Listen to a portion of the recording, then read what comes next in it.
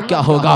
यही वजह है सिर्फ ख्वाहिशात की वजह से बेटा बाप का दुश्मन बना, ख्वाहिशात की वजह से बीवी शौहर की दुश्मन बन गई, ख्वाहिशात की वजह से भाई भाई का दुश्मन बन गया, ख्वाहिशात की वजह से औलादे माँ बाप की दुश्मन बन गई, ख्वाहिशात की वजह से हम एक दूसरे के दुश्मन बन गए, ख्वाहिशात की वजह से। कुरान ने कहा नहन नफ्सा अनिल हवा फइन्नल जन्नता हियल मावा, जिसने अपने आप को ख्वाहिशात से रोक लिया तो ये जन्नत की बहारें उसी के लिए है।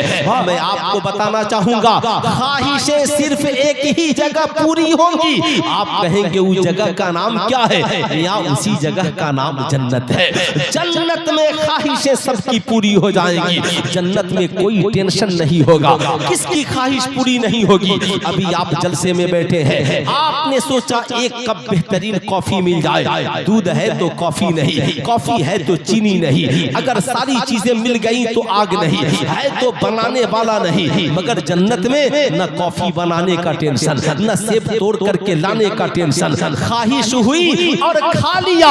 ऐ मेरी कौम का नौजवान, सारी दुनिया में जाने का तू प्रोजेक्ट बना रहा है, प्लानिंग कर रहा है। गर्मी की छुट्टी आएगी, पूरा परिवार मद्रास जाएंगे, दिल्ली जाएंगे, लाल किला जाएंगे, कश्मीर की वादी में जाएंगे, फला जगह जाएंगे, बड़ा सुकून मिलेगा, आत्मा को शांति मिलेगी, बड़ा दिल को इत्मीनान मिलेगा। कभी अपनी शरीके हयात से आहिस्ता से पूछा है, ओ मेरी शरीके हयात, ताजमहल को देखकर बड़ा सुकून मिला, हम घूम कर आए बड़ा सुकून मिला, बीवी भी साथ हो, बच्चे भी साथ हो, माँ बाप भी साथ हो, परिवार साथ हो, घूमने में बड़ा मजा आता है। सारे लोग बैठे हो, एक दस्तरखान हो, खाने में बड़ा मजा आता है। मगर जरा तस्वूर करो कि मैदाने महशर कायम हो, बीवी जहन्नम में जा रही हो, शौहर जन्नत में जा रहा हो, बाप जहन्नम में जा रहा हो, माँ जन्नत में जा रही हो, बहन जहन्नम में जा रही हो, भाई जन्नत में जा रहा हो। बताओ जरा नक्शा सोचो, एक दोस्त जहन्नम में जा रहा हो, दूसरा दोस्त जन्नत में जा रहा हो। बताओ ईमानदारी से अच्छा लगेगा? अरे हाथ उठाकर बोले आप लोगों को अच्छा लगेगा? कितने लोगों को अच्छा नहीं लगेगा? जरा हाथ उठाइए तो। आप सबको अच्छा नहीं लगेगा। आप ईमानदारी से बताइए, ताजमहल जाने का प्लान आपने बनाया, साहब लाल किला जाने का प्लान आपने बनाया, सारी दुनिया में जाने का प्लान आपने बनाया।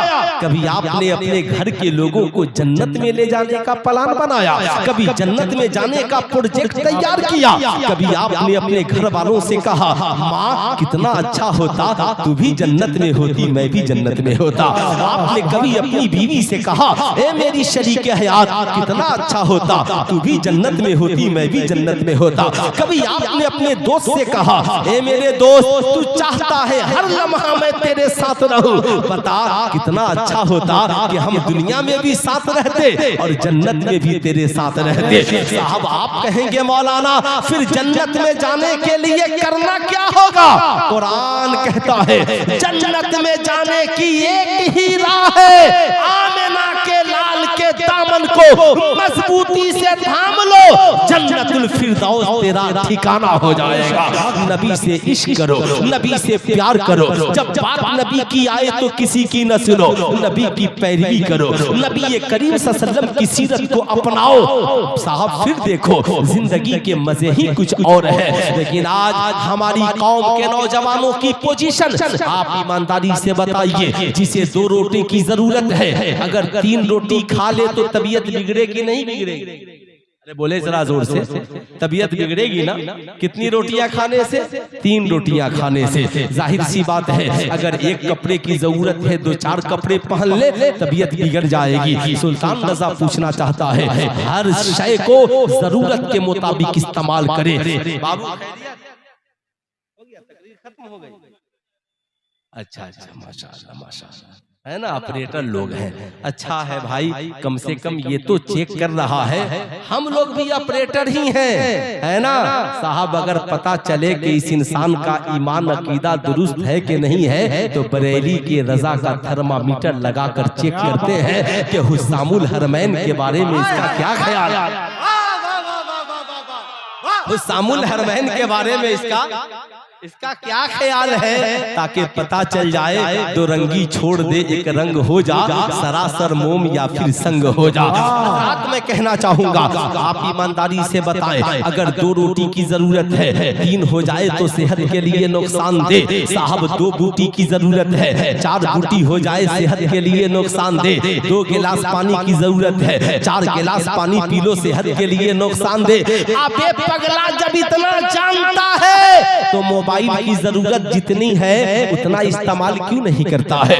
मोबाइल की जरूरत कितनी पड़ गई। हमारी कौम की बेटी नकाब भी पहनी है, पीठ पे बेहतरीन पस्ता भी है, बैग भी है, हाथ में मल्टीमीडिया मोबाइल सेट है। मुझे ताज्जुब होता है जब मैं इदारे शरिया में दारुल इफ्ता में पढ़ता था मोबाइल की पाबंदी थी। आज कौन सी जरूरत पड़ गई।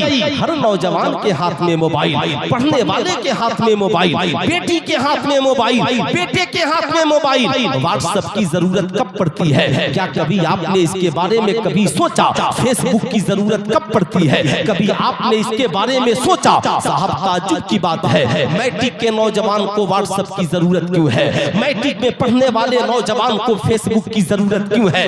आखिर मैं आपसे पूछना चाहता हूँ इन नौजवानों को मल्टीमीडिया मोबाइल सेट की जरूरत क्यों है। आप कहेंगे मौलाना ऑनलाइन क्लास, सुल्तान रजा कहना चाहेगा ऑनलाइन क्लास याद रखना जिंदगी में लॉकडाउन खत्म। ऑनलाइन क्लास को बैक कीजिए, इसे बंद कीजिए। क्लास के लिए घर में एक रूम बना दीजिए, एक कंप्यूटर या लैपटॉप लगा दीजिए। कहा मेरा बेटा ऑनलाइन क्लास यही होगा, ऑनलाइन क्लासेस यही होंगे। ये मोबाइल सरगोशी का जरिया है, ये मोबाइल तन्हाई का जरिया है, ये मोबाइल चुपके से किसी को पैगाम भेजने का जरिया है।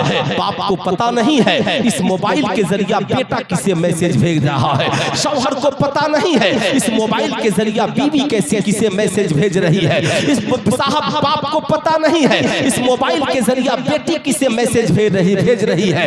याद रखिएगा मैं ये नहीं कहता हर इंसान गलत है, मगर कुरान मगर याद रखिएगा मैं जो बताने जा रहा हूँ अल्लाह के नबी फरमाते हैं ज़न्नुल मोमिनीन खैरा, मोमिन के बारे में अच्छा गुमान करो।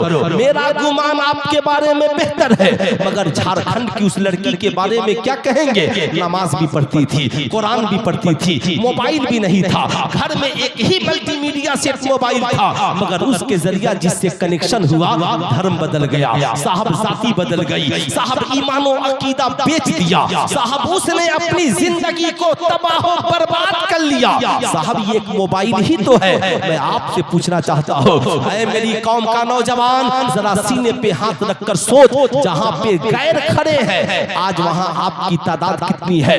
आप सिर्फ आज जाइए और अपनी बस्ती में मुहासबा कीजिए कि आपकी बस्ती में कितने बच्चे IPS अफसर हैं, आपकी बस्ती में कितने बच्चे अच्छे डॉक्टर हैं, आपकी बस्ती में कितने बच्चे अच्छे आलिम और अच्छे हाफिज हैं। मैं सिर्फ उधर की बात नहीं करता, तो आपको पता चलेगा यार अच्छा मोबाइल तो है, अच्छा खाना तो है, अच्छा मकान तो है, अच्छा लिबास तो है, मगर डॉक्टर है मगर अच्छा नहीं है, इंजीनियर है मगर बावकार नहीं है। साहब हमारे पास मशीनरी नहीं है। आप ईमानदारी से बताएं, ईमानदारी से बताओ मेरी कौम के नौजवानों, बताओ बिहार पुलिस में हमारी तादाद कितनी है, उत्तर प्रदेश पुलिस में हमारी तादाद कितनी है, आर्मी में हम कितने हैं, SSB में हम कितने हैं। हर रोज बिहार सरकार बहाली निकाल रही है, सेंट्रल गवर्नमेंट बहाली निकाल रही है। आपके रिजल्ट की पोजीशन क्या है। आज हर घर में मोबाइल है। मैं अपनी कौम के आने वाले नौजवानों से पूछना चाहता हूँ कल 1 तारीख है और 1 तारीख से इंटर का इम्तहान है। इंटर के इम्तहान में कामयाबी हासिल करने के लिए बताओ नौजवानों ने कितने ग्रुप बनाए हैं। आपके मोहल्ले में नौजवानों ने कितने ग्रुप बनाए कि ये ग्रुप सिर्फ इम्तिहान की तैयारी के लिए है। कोई गांव में नौजवान जिसने नौजवानों को इस बात की तबलीग की हो कि हम सब मिलकर एक ग्रुप बनाते हैं ताकि वहां पर कम से कम हम इंटर के मुश्किल सवालात को हल कर सके। आप कहेंगे मौलाना ताज्जुब की बात है, आपने सिर्फ ऑनलाइन ही को समझा। जब से हमने सिर्फ ऑनलाइन को तरजीह दी, ऑनलाइन इल्म तो मिल सकता है मगर ऑनलाइन तरबियत नहीं मिल सकती है। है। तरबियत के लिए ऑफलाइन होना पड़ेगा। पहले उस्ताद इल्म भी देता था और तरबियत भी सिखाता था। ताज्जुब की बात है, नौजवानों के पास गेम खेलने के लिए ग्रुप है मगर तालीम हासिल करने के लिए ग्रुप नहीं है। पबजी से लेकर साहब सारे गेम और सट्टा और जुआ लगाने के लिए आपके पास ग्रुप है, गंदी बातें करने के लिए और किसी को ट्रोल करने के लिए, मजाक उड़ाने के लिए आपके पास ग्रुप है मगर आपके पास कामयाबी के लिए कोई ग्रुप? अल्लाह, आप बताएं ईमानदारी से, कोई ग्रुप आपके पास है? आपके पास कोई ऐसी तहजीब है? आपके पास कोई ऐसा मामला है? मेरी गुजारिश है अपनी कौम के सरपरस्तों से, नौजवानों से, बच्चों बूढ़ों से, हम सब किसके गुलाम हैं? नबी के गुलाम हैं। सरकार का साथी आसमान से जमीन पर कौन बनकर आया? कुरान कहता है क़द जाअकुम मिनल्लाहि नूरुम व किताबुम मुबीन। तहकीक के आ गया तुम्हारी जानिब अल्लाह की तरफ से नूर और एक रोशन किताब, यानी नूर से मुराद मुस्तफा जाने रहमत है और किताब से मुराद कुरान है। अल्लाह ने नबी का साथी जिसे बनाया उसका नाम कुरान है, उसका नाम किताब है। ऐ नौजवान, जब तक किताब हमारा साथी था, कोई गौस बना, कोई खाजा बना, कोई कुतुब बना, कोई अब्दाल बना, कोई अहमद रजा बना, कोई हाफिज मिल्लत बना, कोई मुजाहिद मिल्लत बना, कोई सदरुश शरिया बना, कोई ताजुश शरिया बना। किताब को साथी बनाइए। किसे साथी बनाना है? पूरा मजमा हाथ उठा करके बोलिए, किसे साथी बनाना है? किताब को। किसे साथी बनाना है? किताब को। किताब को अपनी जिंदगी का साथी बनाइए, हर मैदान में कामयाब होंगे। लेकिन आपने किताब को बगल में दबा दिया, मोबाइल को अपना साथी बना लिया। शैतान हर हमला, हर वक्त इंसान का खुला हुआ दुश्मन है। एक नौजवान मैट्रिक की तैयारी के लिए किताब लेकर बैठा और हाथ में मल्टीमीडिया सेट मोबाइल है। जो ही एक सफा पढ़ा, शैतान ने कहा जरा व्हाट्सएप देख ले दोस्त ने क्या कहा है। अब जो ही किताब खोली, जब तक के किसी दूसरे का फोन, जो ही किताब खोली जब तक के तीसरे का फोन। ऐ मेरी कौम का नौजवान, याद रखना गलत रवि से मनाजिल का बोझ बढ़ता है। मुसाफिरों रवि से कारवां बदल डालो। अगर आपका हश्र यही रहा, आपने अपने मामलात को नहीं समेटा, आप पूछिए बेटी मोबाइल की जरूरत है ना, फिर मल्टीमीडिया सेट लिया। तुम जाएगी कोचिंग या स्कूल तो यही न पता करना है कि तुम कहां हो, तो ये सादा मोबाइल भी तेरे लिए काफी है। क्या कल जब मोबाइल नहीं था तो लोग नहीं जीते थे? क्या जब कल हमारे हाथों में मल्टीमीडिया सेट मोबाइल नहीं था तो हम नहीं जीते थे? जीते थे। मगर आज अफसोस है, हमें ये तय करना होगा मोबाइल किसे इस्तेमाल के लिए दिया जाए और किसे इस्तेमाल के लिए नहीं दिया जाए। इसलिए मेरा मशवरा है, पाकिस्तान के एक अजीम मुफक्किर ने कहा कि याद रखिएगा, कल का जो इंसान था आज से 40-50 साल पहले, वो 30 बरस की उम्र में उसे जितनी मालूमात होती थी, आज के लड़के लड़कियों को उतनी मालूमात 15 बरस की उम्र में है। अब याद रखिएगा, जो चीजें उन्हें 30 बरस के बाद जिन चीजों की जरूरत पड़ती थी, आज उन्हें 15 बरस के बाद ही जरूरत पड़ रही है। यही वजह है इस्लाम ने कहा कि याद रखना, बेटा या बेटी जब बालिग हो जाए तो निकाह जल्दी कर देना। अब ताज्जुब की बात है, आज तो साहब हुकूमतें बार बार उम्र बढ़ा रही है, 18 से 20, 20 से 22, 22 से 25, मगर इसके पास हुनर जो है, ख्वाहिशात जो है साहब, ये 56 साला है, 45 साला है। जाहिर सी बात है, जब वक्त से शादियां नहीं होंगी समाज बिगड़ेगा, जब वक्त से शादियां नहीं होंगी रिलेशनशिप बिगड़ेगा। इसलिए जैसे इंसान की सेहत के लिए ग़िज़ा की जरूरत है, वैसे ही इंसानी सेहत की तकद्दुस के लिए वक्त पर निकाह की जरूरत है। अगर आपने निकाह वक्त पे नहीं किया, मगर आज लोग 40 साल बाद कमाएंगे तब निकाह करेंगे, 50 साल बाद कामयाब होंगे तब निकाह करेंगे, 30-35 साल बाद कामयाब होंगे तब निकाह करेंगे, और बड़ा बड़ा मल्टीमीडिया सेट उसके हाथों में पकड़ा देंगे। इस्लाम ने कहा इसकी रोकथाम जरूरी है, वरना याद रखिएगा ये जो जिनसी ये जो साहब नफसानी ख्वाहिशात की मार है, कल अंधेरी कोठरी में बह जाएगी और किसी पाप की इज्जत नहीं रह पाएगी। इसलिए मैं आपसे कहूंगा, अगर आज आपने जाविया मुकम्मल नहीं किया, अगर आज आपने इस पे कंट्रोल नहीं किया, आप ईमानदारी से बताएं, एक दौर वो भी था जब बाप उंगलियां पकड़ के सुबह को बच्चों को खिलाता था, 1 घंटा 2 घंटा, साहब ये किताब है, ये पढ़ो, ये खेलो। बाप शाम को बच्चों को वर्जिश कराता था। अब तो बड़ा आसान है, एक घर में जाइए, बाप अलग मोबाइल में बिजी, बेटा अलग मोबाइल में बिजी, बड़े अलग मोबाइल में बिजी, छोटे अलग मोबाइल में बिजी। पहले बूढ़ों को चश्मा लगता था, जब से मोबाइल आया है बच्चों की आंखों में चश्मा देखने को मिल रहा है। ताज्जुब की बात है, मगर आप सब भूल गए। याद रखिएगा, मेरी आपसे गुजारिश है, अगर आपने इस पे कंट्रोल नहीं किया और आपने ये सोचा बेटा मोबाइल में पढ़ता होगा, शैतान उसे पढ़ने नहीं देगा। बेटी मोबाइल में पढ़ती होगी, शैतान उसे पढ़ने नहीं देगा। इसलिए कि शैतान इंसान का खुला हुआ दुश्मन है, वो शैतानी चाल चल के इसे जरूर भगाएगा, नफरत की आंधी और हवा में बहा देगा। इसलिए आप जरूरत महसूस करें और घर को पाबंद बनाएं। मोबाइल, सारा मोबाइल घर में जब शाम का वक्त हो तो रख दिया जाए। एक मोबाइल माँ या बाप के पास चालू रहे, सारे बच्चे वक्त पे सोने के लिए जाएं। पढ़ने का टाइम हो तो मोबाइल साइलेंट मूड में हो।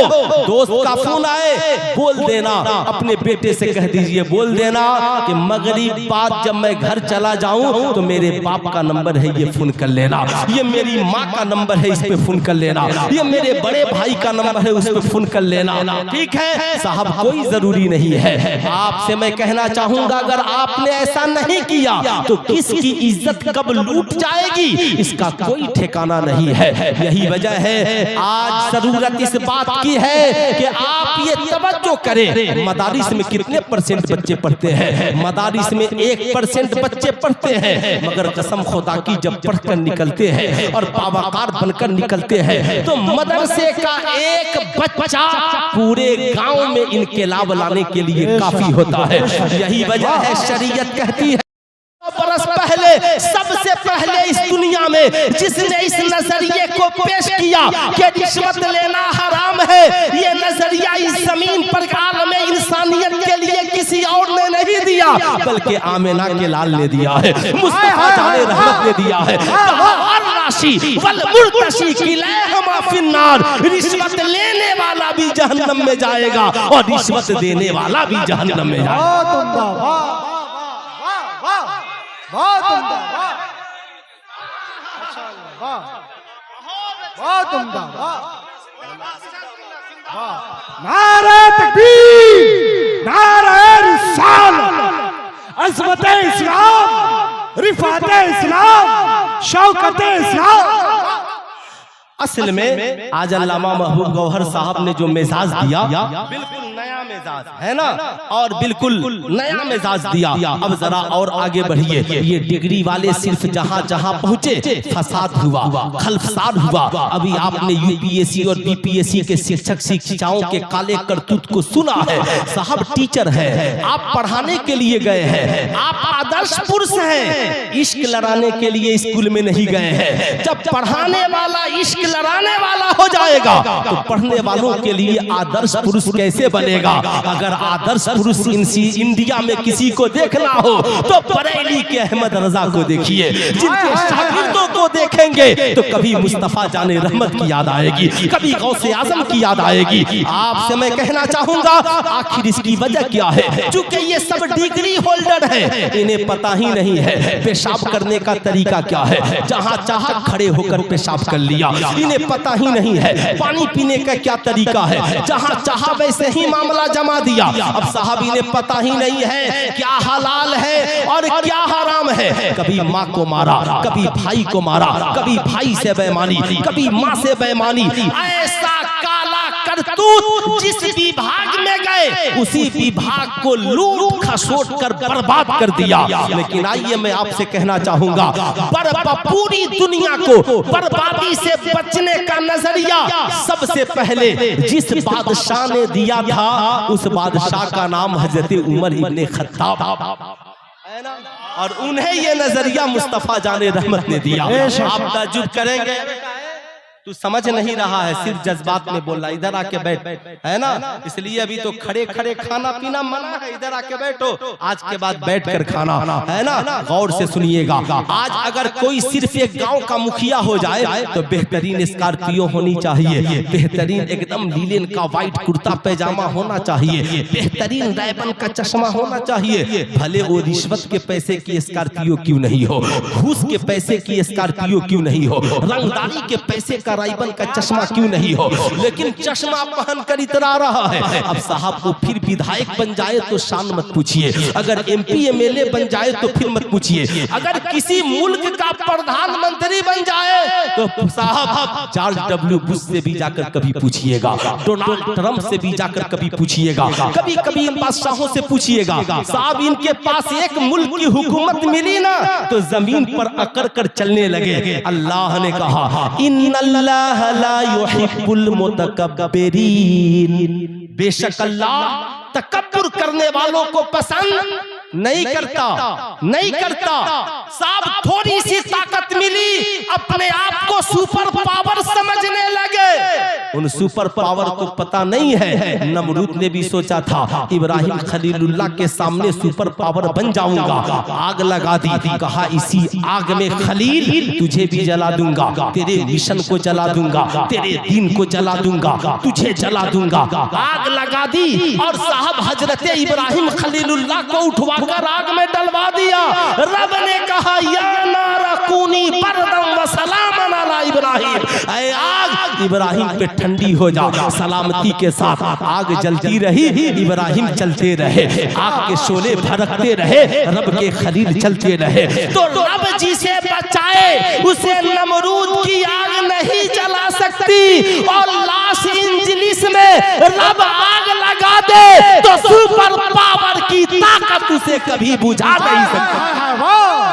वाह वाह, नारे तकबीर, नारे रिसालत, अज़मते इस्लाम, रिफ़ाते इस्लाम, फैज़ाने सरकारे सुरकाई, फैज़ाने मखदूमे बिहार। रब फरमाता है मेरे बंदे मैंने तुझे ढील दी है, इस ढील को अपनी बहादुरी मत समझना।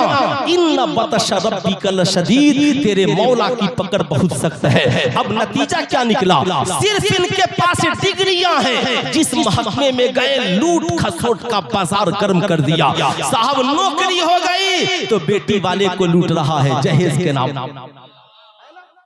बिल्कुल सही बात, थोड़ी सा इल्म हो गया, दौलत हो गई तो ये दौलत वाले को लूट रहा है। अजीब इत्तफाक, क्यों? इसलिए कि इनके पास सिर्फ डिग्रियां हैं। आप कहेंगे सुल्तान रज़ा फिर इन डिग्री वालों के साथ क्या किया जाए? मैं कहूंगा बेशक डिग्रियों की जरूरत है, मगर ये डिग्री वाले समाज का अच्छा इंसान तभी बनेंगे जब इनके पास डिग्रियां भी कॉलेज की हो और सीरत आमिना के लाल की हो, सीरत मुस्तफा जाने रहमत की हो, ताकि इन्हें पता चले हलाल क्या है, हराम क्या है।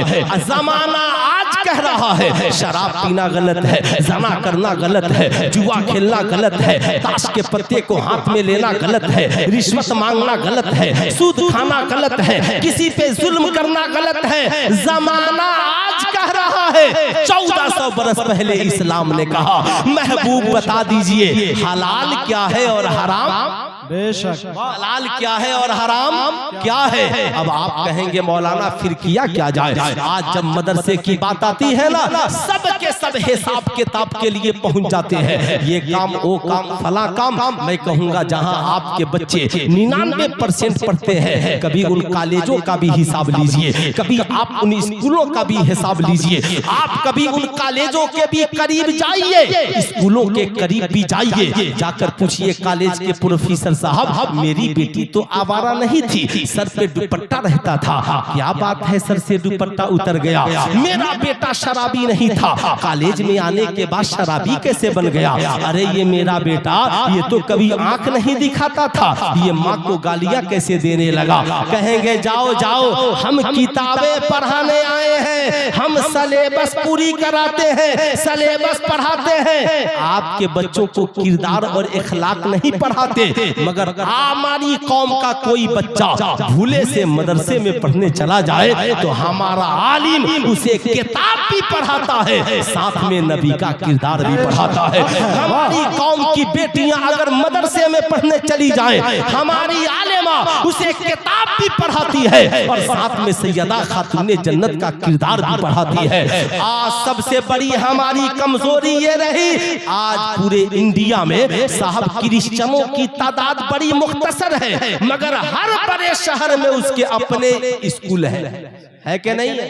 अरे बोलिए, है कि नहीं है? क्रिश्चियन के स्कूल में क्या उसके भजन के अलावा दूसरे का भजन होता है? बोलिए ना जरा, नहीं होता। क्रिश्चियन 2% हर बड़े शहर में उनका स्कूल, मगर आपकी तादाद इतनी है, आपका अपना इस्लामिक मॉडल स्कूल क्यों नहीं है? आप मत बनाइए इंटर तक, बीए तक, कम से कम इस्लामिक मॉडल प्ले स्कूल तो एक बनाइए, जहां कौम का हर बच्चा बच्ची ईमान अकीदे की हिफाजत के साथ अपनी इज्जतो आबरू और हलालो हराम को तो समझ सके। आप ईमानदारी से बताएं क्यों नहीं बनाते? आखिर इसकी वजह क्या है? आपने इसके बारे में कभी कोई फैसला क्यों नहीं किया? आपसे मैं पूछना चाहता हूँ, चकबिक्की में इतना बड़ा इदारा दारुल उलूम है ना, मदरसा कादरिया गुलशने मदीना, ये इतना बड़ा इदारा चला रहा है, मगर आपकी सोच बड़ी महदूद है। आप सोचते हैं छोड़ो, ज़कात फितरा रमजान में दे देंगे, 10-20 गरीब बच्चे होंगे वो पढ़ लेंगे। अरे साहब नहीं, इस सोच से मदरसा मत चलाइए। क्या उस तालीम की आपको जरूरत नहीं है? इस मदरसे को आप मजबूती के साथ इस्तेमाल कीजिए, आप इसको इसकी शक्ल को बदलिए। दारुल हिफ्ज़, दारुल क़िरात, नर्सरी से लेकर 5 तक कम से कम इस्लामिक मॉडल प्ले स्कूल का कयाम कीजिए, तब जाकर कोई अफसाना रमेश के साथ नहीं जाएगी। लेकिन उसके लिए पहले आपने आपको बदलना होगा। दिल के फफोले जल उठे सीने के दाग से और घर को आग लग गई घर के चिराग से। जब आपके पास अपना एजुकेशन पॉइंट नहीं होगा, आपकी बेटियां मैट्रिक पास करने के लिए गैरों के इंस्टीट्यूट में जाएंगी। जब आपके पास अपना कोई साहब हुनर प्रोग्राम नहीं होगा, तो आपकी बेटियां गैरों के हुनर प्रोग्राम, गैरों के इंस्टीट्यूट में सीखने के लिए जाएंगी। कहां गए हमारी कौम के अमीर? या आपकी दौलत किस दिन किस काम के लिए, जब हमारी कौम की बेटियों की इज्जत न बच सके? आपकी ये सरबत किस काम के, जब ये कौम की बच्चियों के काम ना आ सके? आप ईमानदारी से बताइए, हम जितने मुसलमान यहाँ पर बैठे हैं, हमारे घरों में ज़कात की रकम ईमानदारी से कितने लोग निकालते हैं? इस्लाम ने एक सिस्टम दिया, निजाम दिया कि तुम नहीं कुछ कर सकते तो कम से कम अपने माल में जो 2.5% गरीबों का हक है, कम से कम यार इसे तो ईमानदारी से निकाल दो। आप ईमानदारी से बताएं, अगर हर बस्ती में 100 घर है और 100 घर में 100 औरतें हैं, तो कौन ऐसी औरत होगी जिसके पास 1-2 लाख का जेवर नहीं होगा? अब आप बताएं ईमानदारी से, अगर 1 लाख का जेवर है तो 2,500 रुपए ज़कात बनते हैं कि नहीं बनते हैं? आप 100 औरतों के ज़कात जोड़ लीजिए। अगर साहब 4 औरतें हैं, 4 औरतें होंगी तो 400 औरतें हो जाएंगी। फिर आपके पास LIC के ज़कात। आप कम से कम अपनी जिंदगी में कुछ करने को सोचिए। तो मैं कहता हूँ, अगर एक बस्ती के लोग मेहरबान हो जाए तो एक इल्मी किला चलाया जा सकता है साहब, एक इल्मी माहौल बनाया जा सकता है। आखिर हर घर से पैसे स्कूल कॉलेज में खर्च हो रहे हैं, मगर आपका अपना कोई इस्लामिक मॉडल स्कूल नहीं होता, आपके पास अपना कोई एजुकेशन पॉलिसी नहीं है। मैं कहूंगा इन उलमाए किराम के साथ और दानिशवराने कौम के साथ आपकी एक जहदी होनी चाहिए, और कौम की बच्चियों को कैसे बचाया जाए, कौम के नौजवानों को कैसे बताया जाए, इस मुल्क की सभ्यता और मोहब्बत भरा जो माहौल है, इसे बिगड़ने से कैसे बचाया जाए। हमें 2-4 कदम इसके लिए चलना होगा, हमें 2-4 कदम इसके लिए बढ़ना होगा। आप ईमानदारी से बताएं, हम इस समाज में, जिस समाज में जीवित और जिंदा हैं, बताएं ईमानदारी के साथ, अगर आज हम जहां पर खड़े हैं, हमारी कौम के नौजवानों की पोजीशन क्या है? बेचारा सभी हम लोग, हमारे यहाँ हाल ये है, रात को बेहतरीन बिरयानी खाएगा, सुबह को 10 बजे तक सोएगा, जवान है उस वक्त तक कमाने के लिए नहीं जाएगा जब तक के माँ बाप उस पे नाराज नहीं हो जाए। जवानी सोकर गुजार देगा और जाकर बुढ़ापे में कहेगा मौलवी साहब ताबीज लिख दीजिए, कोई काम नहीं बनता है। मैं कहूंगा गैरों के महल्लों से गुजरो, पूरा खानदान सुबह के वक्त सड़कों पे दौड़ता हुआ नजर आ रहा है और आपकी औलाद सोई हुई है। इस्लाम ने कितना अच्छा फार्मूला दिया, ऐशा की नमाज पढ़कर सो जाओ और फजर से पहले उठ जाओ। जो कौम ऐशा बाद सोए और फजर से पहले उठकर नमाज पढ़कर दौड़ने वाली हो जाए, बताओ जिंदगी में उसे कामयाबी से कोई रोक सकता है? अरे बोलिए, ईमानदारी से कामयाबी से कोई रोक सकता है? ऐ नौजवानों, अपने मुस्तकबिल को टारगेट करो। हमें मुस्तकबिल में बनना क्या है? अगर आपने अपने मुस्तकबिल को टारगेट में नहीं गुजारा, आज मुसलमानों की पोजीशन ये है, अल्लामा महबूब गौहर साहब के 4 बूढ़े भाई गांव में हैं, तो साल में कभी एक दूसरे को सलाम, गलत बोल रहा हूं, बूढ़े लोगों का हाल, जवान छोड़िए ना, बूढ़े भाई है ना 4, कभी मुलाकात हो तो सलाम भी एक दूसरे को नहीं करते, कभी एक दूसरे से मोहब्बत से बात नहीं करते। मगर आज यहूदियों का हाल ये है, हमारे यहाँ पोजीशन इतनी खराब कि अगर हमारा कोई भाई कोई काम कर रहा है ना, अगर हमारी भी वैसी कोई दुकान है तो हम सोचते हैं यार इसने मेरे कंपटीशन में खोल लिया, अरे मौलाना साहब टेंशन मत लीजिए, उसका नहीं चलेगा। अगर हमारा कोई भाई स्कूल खोल ले तो हम कहते हैं जाने दीजिए उसने खोला है, अरे उसने भी खोल लिया, तो हम खुश नहीं होते कि चलो अच्छा हुआ हम अकेले थे, हमारा एक और भाई मिल गया, दोनों मिलकर काम करेंगे। कम से कम हमारे बस्ती में एक स्कूल में तो सारे बच्चे नहीं आ सकते, जब हमारे यहाँ एडमिशन भर जाएगा तो मैं बाकी बच्चों को उसके यहाँ भेज दूंगा। यही हाल मदरसों का भी है। अगर एक मदरसा किसी बस्ती में है और दूसरी बस्ती में कोई इदारा खुल जाए तो दूसरे गांव के लोग मुंह नाक फुलाने लगते हैं। मैं कहता हूं मुंह नाक फुलाइए मत, खुश होइए कि कम से कम बोझ उठाने वाला एक और हमारा भाई मिल गया। यहूदियों की हालत ये कि उनका एक ही कैंपस और 10 बिजनेस एक ही जगह, एक काउंटर पर बैठे हैं। अगर एक माल बिक गया ना किसी का तो उस माल को पैक करना है और सब फ्री बैठे हैं तो सब मिल जाए और मिलकर सब पैक कर रहे हैं। क्यों भाई आपका ये बिजनेस नहीं है? का खाली बैठे हैं, भाई को सहारा दे रहे हैं।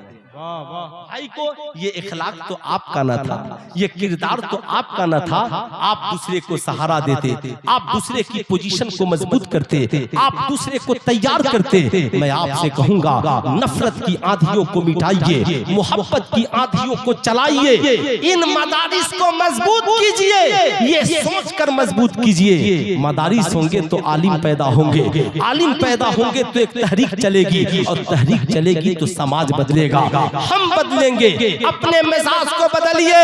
और मेरी कौम के नौजवानों, मोबाइल की दुनिया से अपने आप को आजाद करो, किताब की दुनिया में कदम रखो, नमाजों की पाबंदी करो। ऐशा की नमाज पढ़कर जब नींद नहीं आए ना, आज मार्केट में सबसे ज्यादा डिप्रेशन की गोलियां बिक रही हैं। छोटे छोटे बच्चे डिप्रेशन में, नौजवान लड़के लड़कियां डिप्रेशन में, नींद नहीं आ रही है, नींद की गोलियां खाकर सोने वाला ऐशा की नमाज पर नींद की गोलियां खाने की जरूरत नहीं पड़ेगी।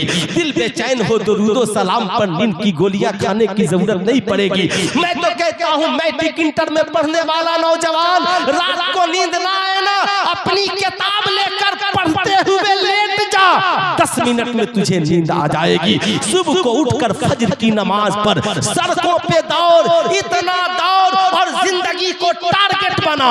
डॉक्टर बनना है लग जा, इंजीनियर बनना है लग जा, प्रोफेसर बनना है लोगों से मापदंड लेकर के लग जा। आज हमारी आदत ये भी बुरी है, हम बाप हैं, हमारे पास 2 औलादे हैं। मान लीजिए मेरा बेटा मदरसे में पढ़ता है, मैंने कहा चलो आ गया मदरसे से, मैंने कहा बाबू तैयार तैयार हो जाओ, अल्लामा महबूब गौहर साहब के घर चलते हैं। गए, कहा हजरत ये जरा मेरा बेटा है, मदरसे में पढ़ता है, जरा इसका जायजा लीजिए किस लायक है।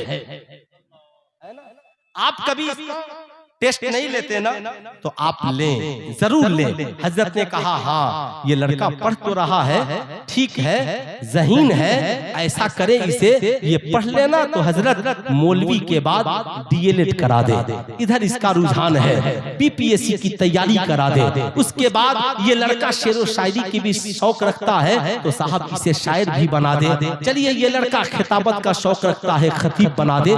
ये लड़का लिखने का शौक रखता है, बना दे। आपका बेटा मैट्रिक में पढ़ता है, आपने कभी उसकी जांच कराई अपने किसी पढ़े लिखे नौजवान से? आप जो कामयाब है हमारी कौम का नौजवान, कभी आप अपने बेटे को उसके पास ले जाइए, जरा शहजादे देखिएगा इसकी मैथ में क्या पोजीशन है, जरा इंग्लिश में क्या पोजीशन है, जरा साइंस की क्या पोजीशन है, जरा देखिए तो क्या ये इंटर में साइंस लेने के लायक है, इंटर में मैथ लेने के लायक है, या आर्ट्स पढ़ने के लायक है? किस लायक है? पता चला लड़का आर्ट्स में पढ़ने के लायक है और साइंस लेकर किस्मत आजमा रहा है, जिंदगी बर्बाद हो रही है। नहीं, इल्मी लियाकत के हिसाब से करोड़ों राहें खुली हैं, टारगेट बनाइए और जब तक उम्र बाकी है, मैं कहता हूं भारत में सबसे ज्यादा मुसलमानों तुझे सरकारी महकमे में पहुंचने की जरूरत है। कौन कहता है नौकरी नहीं मिलती, एडमिशन नहीं होता? अल्लामा महबूब गौहर साहब से पूछिए, मेहनत करके देखिए, सड़क पे इतना दौड़ो कि जिस्म पे वर्दी भी सरकारी हो और कमर में रिवाल्वर भी, समझ गए ना, कमर में रिवाल्वर भी और हाथ में कलम भी। अरे जोर से बोलिए भाई, हाथ में कलम भी। अब वो दौड़ नहीं है कि बम बारूद चलाइएगा, तलवार चलाइएगा, अखाड़ा में लाठी भाजिएगा, तो जाइए भाजिए लाठी, है ना, वो दौड़ नहीं रहा। महबूब गौहर साहब का नाम अखाड़ा में लाठी भाजने की वजह से। अरे बोलिए, अब तकरीर में क्या करूं, है ना। डॉक्टर फसीह साहब किबला है हजरत के इलाके के, इंडिया में इतने बड़े पोस्ट पर हैं, क्या वो मुहर्रम में तलवार भाजते थे? बोलिए ना ईमानदारी से, मुहर्रम में ढोल बजाते थे? नहीं, क्यों? आपसे मैं पूछना चाहता हूं, हुजूर ताजुश शरिया को पूरी दुनिया ने माना, ताजुश शरिया के हाथ में तलवार थी या बरेली के रजा का कलम था? अरे बोलिए ना, क्या था? ऐ नौजवान बता, तेरे हाथ में क्या होना चाहिए? कलम। हाथ उठाकर बोले हाथ में क्या होना चाहिए? पूरा मजमा हाथ उठाकर बोले हाथ में क्या होना चाहिए? कलम।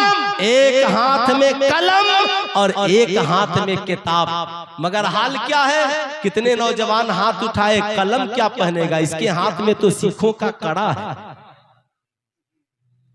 कितना जमीर आपका गिर गया। सरकार की सुन्नत सजाने में शर्म आती है और कड़ा पहनने में कोई शर्म नहीं आती। शबे बरअत की रात आने वाली है, बस है ना। माशाअल्लाह माशाअल्लाह। इजाजत है 10 मिनट बोलूं कि तकरीर खत्म कर दूं?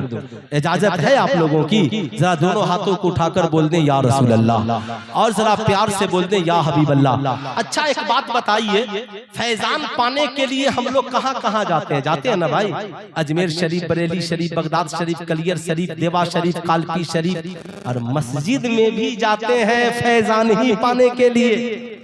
बुजुर्गों की बारगाह में जाइए, फैजान मिलता है, बेशक जाना चाहिए, फैजान मिलता है, मगर जाने का कोई जरिया नहीं हो तो क्या फैजान नहीं मिलेगा? बोलिए, मिलेगा कि नहीं मिलेगा? मिलेगा ना।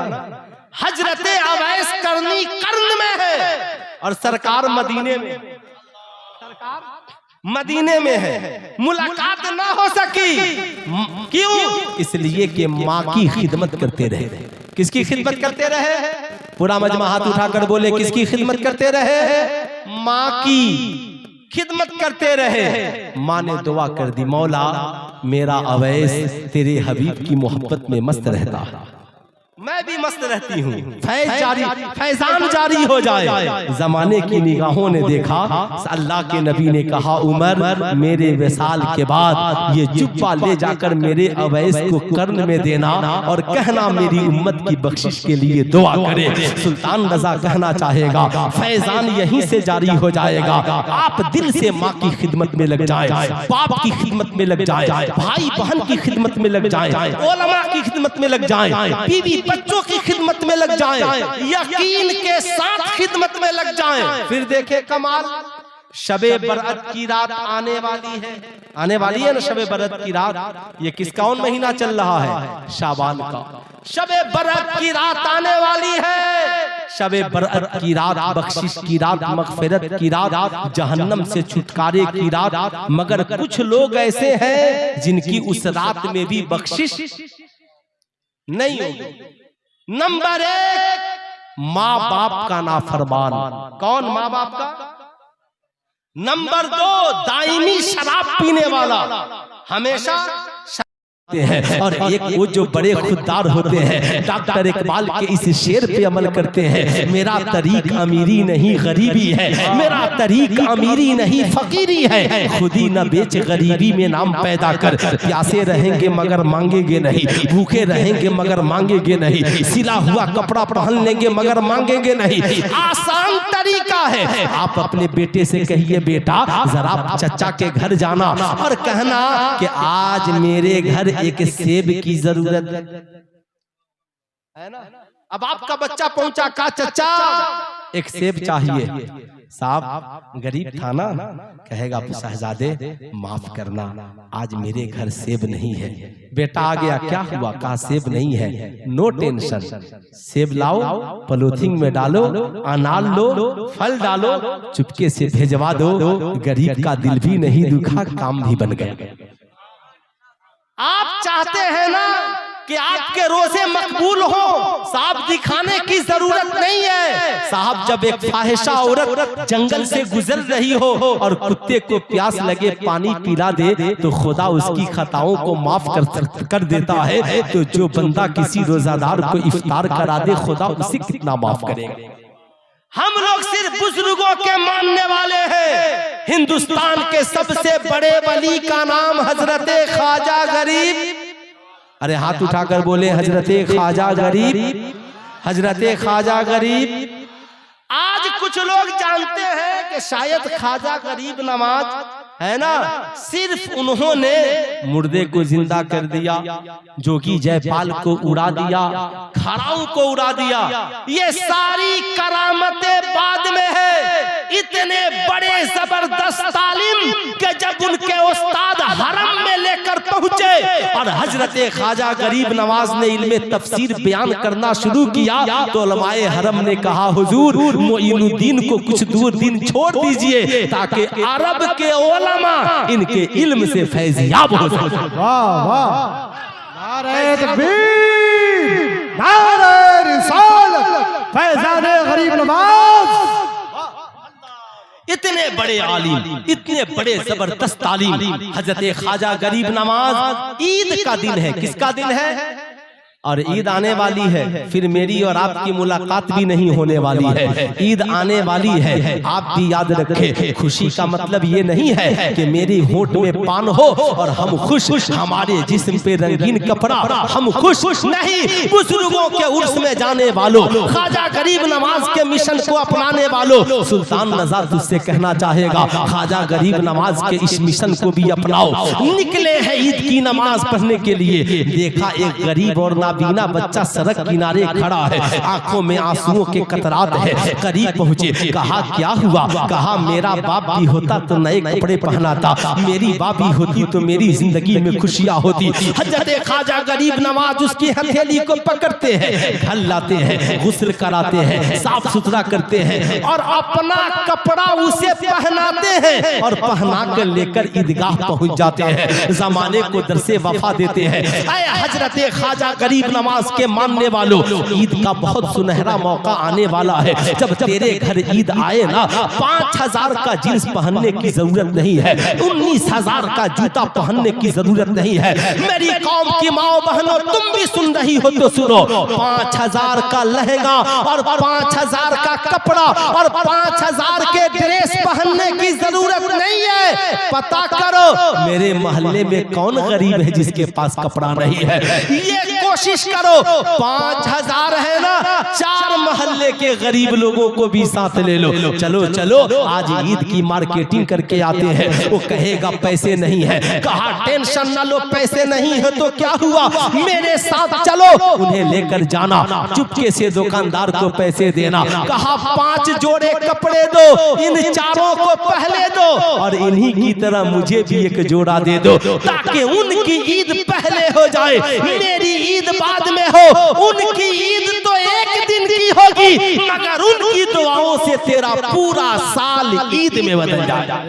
पूरा साल ईद में बदल जाएगा, उनकी दुआएं मिलेंगी, जिंदगी ईद में बदल जाएगी। इसलिए मेरी गुजारिश है आपसे, आप 2 काम जरूर करें। एक तो ये रमजान का मुबारक महीना आने वाला है, ज़कात की पाबंदी का अहद कर ले, गरीबों का हक है, पहुंच करके रहे। दूसरी गुजारिश, हर बस्ती में इस्लामिक एजुकेशन पॉइंट होना चाहिए। आप अपने नेताओं से कहिए हमें सड़क नहीं चाहिए, हमें साहब वृद्धा पेंशन मत दीजिए, मगर हमारी कौम के नौजवानों के लिए एक एजुकेशन पॉइंट कायम कर दीजिए, एक आर्मी कोचिंग सेंटर खोल दीजिए, यूपीएससी बीपीएससी के लिए साहब एक कोचिंग सेंटर का इंतजाम करा दीजिए, हमारी बच्चियों के लिए सेपरेट तालीम का इंतजाम करा दीजिए, जिन्हें मुअल्लिमा पढ़ाए बेटियां पढ़ती हुई नजर आए।